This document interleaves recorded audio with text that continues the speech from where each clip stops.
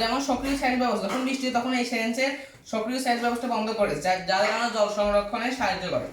এরপর আমরা এই সেন্সরটি গাড়ির উইন্ডশিল্ড ওয়াইপার চালু করার জন্য করতে পারি। এটি গাড়ির উইন্ডশিল্ডে বৃষ্টি পড়ার পরিমাণ অনুযায়ী স্বয়ংক্রিয়ভাবে ওয়াইপার চালু করে এবং গতি নিয়ন্ত্রণ করে। যানবাহনের সানরুফ বন্ধ করে সেন্সর বৃষ্টি শনাক্ত করার পরে আমরা জানি অনেকগুলো গাড়িতে সানরুফ থাকে, যখন বৃষ্টি আসে তখন অটোমেটিক সেই সানরুফগুলো বন্ধ করে দিবে।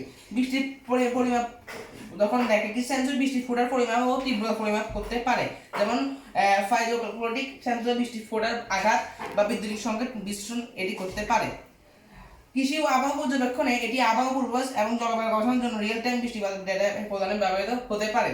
আমরা দেখতে পাচ্ছি এই প্রজেক্টটি আমরা অনেক ক্ষেত্রে এটা ব্যবহার করতে পারছি। একটি প্রজেক্ট দিয়ে আমরা অনেকগুলো ক্ষেত্রে এটা ইউজ করতে পারতেছি।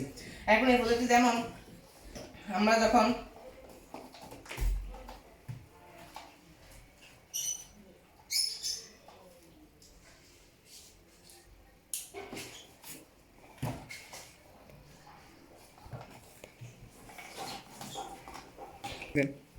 যখন বৃষ্টি ফুটে পড়বে এই সেন্সরের উপর, যেমন তখন একটা লাইট জ্বলবে, ঘরের মধ্যে লাইট জ্বলবে ও অ্যালার্ম বাজবে।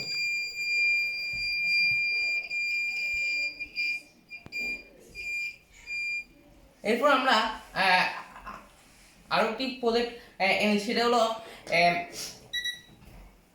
আমাদের স্মার্ট টেস্টর, যেটির মাধ্যমে আমরা এরপর আমরা বানিয়েছি speed breaker, smart speed breaker, যেটাকে আমরা যখন আঘাত করব তখন সেটি শক্ত, জোরে আঘাত করবো, যখন আমরা এইভাবে আঘাত জোরে করবো তখন এটি শক্ত হবে, আর যখন আমরা এটিকে আস্তে বা নরমভাবে আঘাত করবো তখন সেটি নমনীয় আচরণ করবে।